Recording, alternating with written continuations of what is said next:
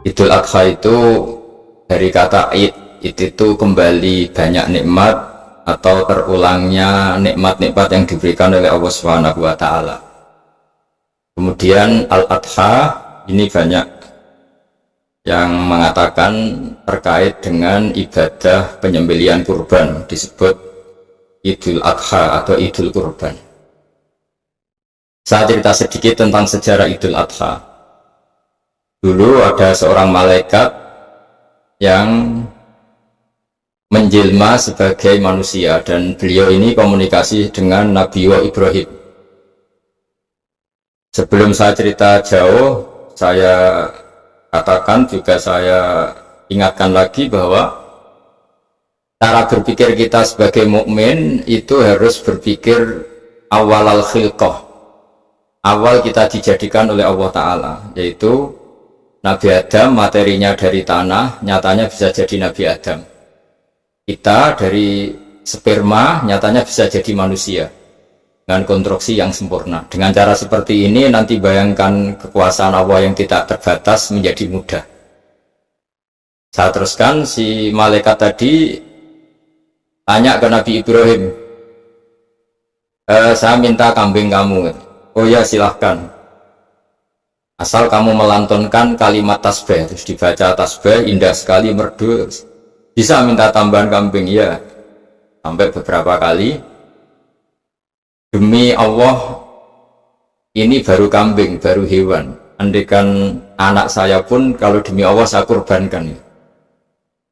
Singkat cerita, versi riwayat ini, suatu saat Nabi Ibrahim diuji dengan dimintanya anak untuk dikurbankan. Ketika beliau atas nama seorang bapak agak keberatan, terus diingatkan ulang oleh Allah Ta'ala, janji beliau, demi Allah, anak pun saya kurbankan. Walhasil akhirnya beliau melakukan itu.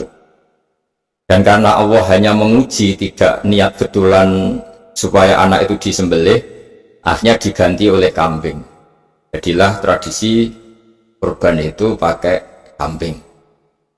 Kemudian secara fikih ada padanan-padanan yang cukup menggantikan kambing, yaitu ada sapi, ada unta, dan seterusnya dan seterusnya. Yang menarik dari sekian referensi yang saya baca, dan ini harus disosialisasikan tadi. Sebagian versi itu adalah bahwa Nabi Ibrahim ketika diangkat di alam malakut, di alam langit sana, itu ketemu Allah, kemudian Allah tanya, Ibrahim, banyak hamba-hambaku yang durhaka, tidak tahu saya sebagai Tuhannya. Terus kata Ibrahim, usul ya fa'amidhum, bunuh saja ya Allah. Setelah itu tanya lagi, ada yang zina, ada yang koruptor, ada yang pokoknya dosa-dosa yang buruk sekali. Dan di semua itu Nabi Ibrahim usul, mereka hidup di bumi engkau ya Allah, makan rezekimu ya Allah, maka mereka nggak sopan sekali, nggak ngerti engkau. Terus singkat cerita minta itu diadab, siksa. Suatu saat, versi referensi ini di kitab Hikam, kalau di kitab saya halaman 15 juz 2, suatu saat Nabi Ibrahim itu diminta sama Allah menyembelih Ismail. Kita ini penting sekali. Setelah disuruh menyembelih Ismail, Nabi Ibrahim komplain, ya Allah, ini anak saya, samratu fuadi, buah hati saya, kenapa engkau seenaknya minta saya sembelih gitu? Gak bisa ya Allah, ini samratu fuadi, buah hati saya. Terus kata Allah, orang-orang yang durhaka yang kamu usulkan supaya saya bunuh itu hamba saya menciptakan mereka, dan saya mencintai mereka, karena itu ciptaan saya. Anda enak saja usul saya matikan, saya bunuh. Sekarang ketika Anda usul, saya tidak mikir. Kenapa ketika saya usul kamu mikir? Terus akhirnya Nabi Ibrahim mau oke ya Allah. Setelah itu terus semenjak itu Nabi Ibrahim itu begitu sayang sama hamba-hambanya Allah. Sehingga dari cerita yang paling masyhur, ketika Abu Bakar As-Siddiq begitu lemah lembut sama hamba-hamba Allah yang lain, Nabi Muhammad mensepadankan dalam hal ini sama Nabi Ibrahim, hati kamu sehalus Ibrahim. Yaitu Nabi Ibrahim, beliau akhir-akhir punya komitmen, faman tabi'ani fa innahu minni wa man asani fa innaka ghafurur rahim. Ya Allah, orang yang ikut sunnahku maka jelas bagian dari saya. Dan yang sedang durhaka, waman asoni, saya harapkan fa innaka ghafurur rahim, engkau maha pengampun, maha penyayang. Semenjak itu menjadi sunnatan mutaba'ah bahwa agama ini agama rahmatan lil alamin, bahwa melihat kemungkaran, melihat kebodohan, ketimpangan, itu komitmen kita ini membenahin, bukan menghabisin. Melihat kesalahan, komitmen kita ini in uridu ilal islaha mastata'tu, komitmen kita ini ingin lebih baik, bukan mengacaukan dunia ini. Semenjak itu terus syariat-syariat Islam disebut anit tabi millata Ibrahim Hanifah, bahwa kita mengikuti millahnya Ibrahim. Sebab itu kemudian setelah ini menjadi sunnatan mutaba'ah, bahkan banyak ulama yang berpendapat ketika Rasulullah SAW Mi'raj, itu dari sekian Nabi Ulul Asmi yang nggak ketemu itu Nabi Nuh alaihissalam, padahal termasuk Nabi Ulul Asmi. Itu banyak yang menganalisis karena Nabi Nuh itu pernah berdoa, Rabbi la tadhar alal ardi minal kafirina dayyaru. Nabi Nuh adalah Nabi yang pernah Toro Jawa masuk no kaumnya, mendoakan buruk sama kaumnya, dan itu tidak manhaj, tidak metode yang Nabi Muhammad disuruh ikut metode itu, tapi Nabi disuruh ikut manhaj atau pola sosiologi, pola dakwah atau pola sosial yang harus mengikuti Nabi Ibrahim, anit tabi millata Ibrahim Hanifah. Nabi Ibrahim itu orang yang sangat lemah lembut, yang ngendikan faman tabi'ani fa innahu minni wa man asani fa innaka ghafurur rahim. Begitu teman-teman yang di Kanada, yang di mana-mana, kita mengikuti status ilmu hakikat. Di ilmu manusia, negara ini milik Kanada, milik Amerika, milik Eropa misalnya, atau milik mana saja lah. Tapi di status ilmu hakikat, semua itu milik Allah. Sehingga di antara ciri khas Islam adalah, kalau dulu agama-agama lain harus salat di tempat peribadatan mereka, Islam mengatakan ju'ilat lanal ardu kulluha masjidan, semua bumi Allah itu masjid, tempat sujud. Sehingga orang Islam fa'enama adrokatu sholat, kamu kapan saja ketemu waktu sholat, ya sholat, semua bumi Allah itu tempat sujud. Sehingga suatu saat sahabat yang biasa siaha, biasa hidup di perantauan, Nabi memberi nasihat, al-bilad biladullah wal ibad ibadullah fahaitsuma asabta khairan fa'akim. Semua negara itu milik Allah, semua hamba dimanapun juga hamba Allah.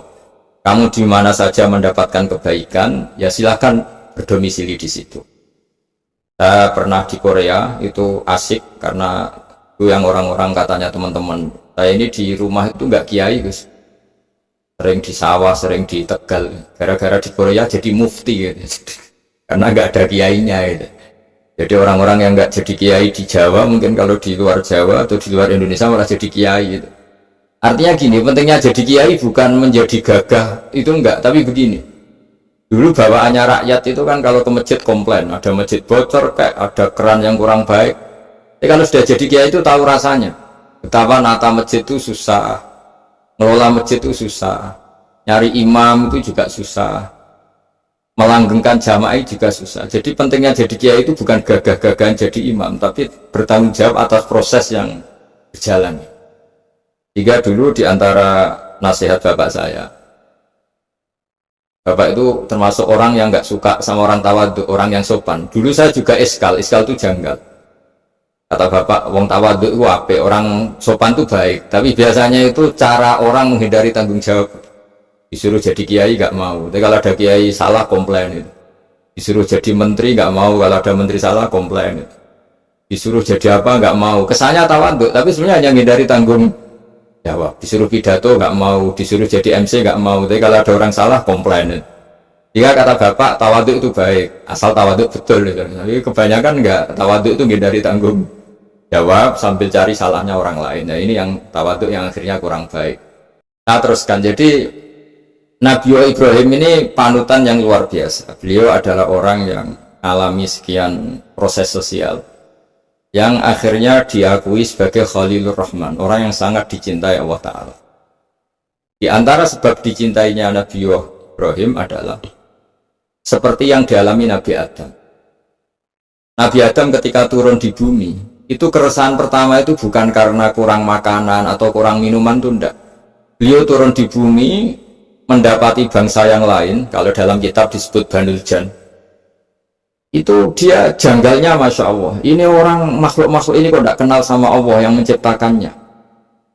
Kan aneh ya kalau kita hidup di Kanada terus nggak tahu PM-nya siapa, Perdana Menterinya siapa, kita hidup di Indonesia nggak tahu presidennya siapa, itu kan aneh.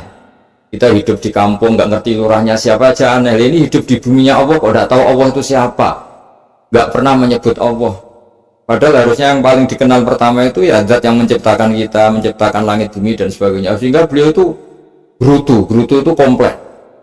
Ya Allah, ini nggak fair dunia ini, engkau yang menciptakan, engkau yang memberi rezeki, kemudian mereka tidak kenal engkau. Ini kata Nabi Adam alaihissalam. Barokahnya komplain itu, jadi komplain itu yang diridhoi Allah juga banyak. Akhirnya Allah meridhoi Nabi Adam, dosa-dosanya, salahnya itu diampuni.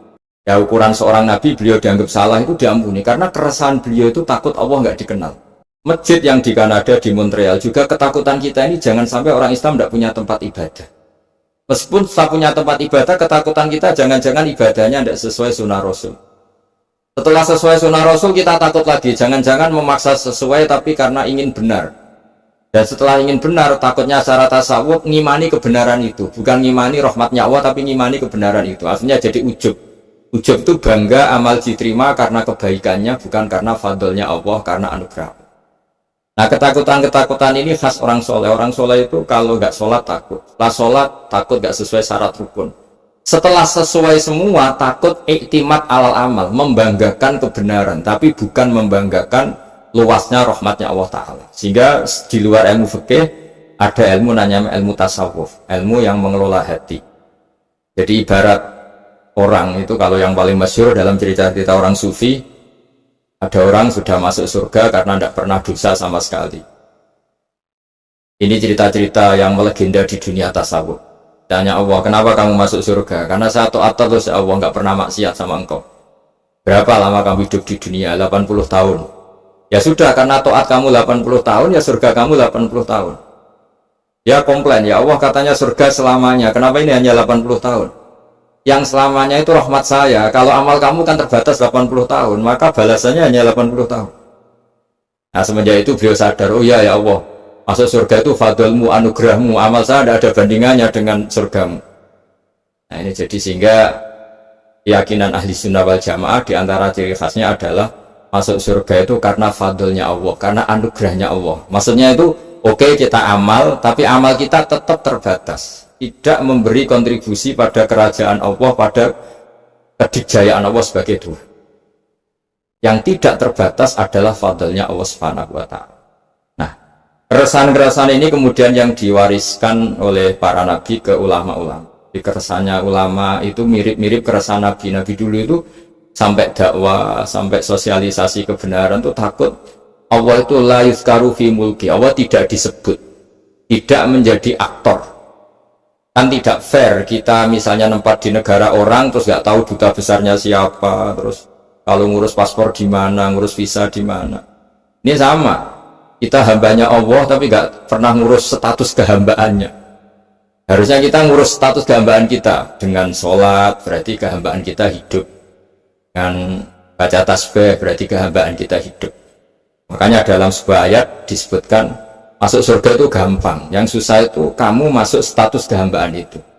Makanya disebut ya ayatuhan nafsul mutmainnah irji'i ila rabbiki radiyatan mardiyah. Pertama apa? Fadkhuli fi ibadi. Kamu harus masuk status sebagai hambaku dulu, baru wadkhuli jannati, baru kamu masuk surga. Jadi orang boleh nikmati fasilitas negara lain kalau visa paspornya disahkan. Orang boleh masuk surga kalau status kehambaannya disahkan oleh Allah Subhanahu wa Ta'ala. Nah, lalu status kehambaan itu dimulai dari mana? Secara fisik kita sujud. Anggota tubuh yang begitu terhormat namanya kepala, kita tundukkan kepada Allah Ta'ala. Hati kita, akal kita yang ingin menguasai dunia misalnya, ambisi itu kita kalahkan untuk hanya tunduk kepada aturan-aturan Allah Subhanahu wa Ta'ala. Kekhawatiran kita akan menghadapi alam akhirat, nah ini yang penting. Nanti setelah kita mati kayak apa, jadi debu, jadi tanah, lalu bangkit kita gimana? Sebagaimana mukadimah saya, ingatlah an-nas atil ula. Ingatlah penciptaan pertama, bahwa Allah punya reputasi menciptakan Nabi Adam dari tanah, Dan di tubuh Nabi Adam itu tersimpan calon generasi berikutnya ila yaumil qiyamah. Kayak apa susahnya bikin Nabi Adam kalau andikan kita boleh berpikir. Bikin satu master manusia yang akan melahirkan manusia seluruh dunia. Ibaratnya chipnya itu sudah ada di punggung Nabi Adam. Dan itu materinya dari tanah. Dengan berpikir gitu, maka ketika kita meninggal, sudah jadi tanah, kembali lagi jadi manusia adalah hal yang mudah.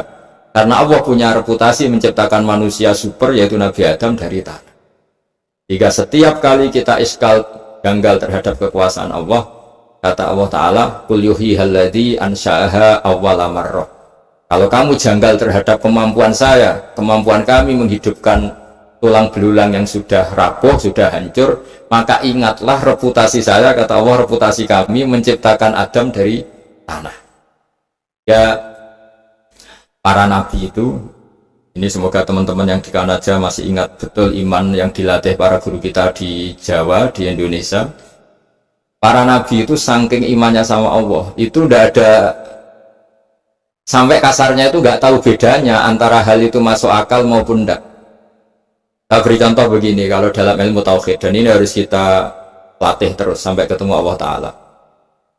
Ketika telur jadi ayam, itu sebetulnya itu kita juga tidak ikut mampu bikin telur jadi ayam. Tapi berhubung sering terjadi, kita bilang telur jadi ayam itu mungkin. Mungkin itu ya mungkin sering terjadi. Padahal sering terjadi ini juga tidak yang jenis kita ikut berkontribusi. Lalu ketika sering terjadi ini kita bilang itu mungkin. Padahal saat kita bilang mungkin, juga hakikatnya kita tidak ikut menciptakan telur menjadi ayam. Lalu karena seringnya telur jadi ayam, kita bilang telur jadi ayam itu mungkin. Mungkin itu gak muhal. Begitu juga bebijian, nanti jadi pohon besar yang rindang, yang berbuah, kita katakan mungkin. Kenapa kita katakan mungkin? Karena itu sering terjadi. Oh, kita pun tidak ikut menciptakan biji jadi pohon besar, telur jadi ayam. Artinya apa? Zaman sesuatu itu sering terjadi, kita pun sebetulnya tidak pernah ikut menciptakan. Hanya menyaksikan sering, terus kita bilang itu mungkin. Tapi kita tidak memberi kontribusi sama sekali. Semua itu karena kudrahnya Allah, kemampuan Allah.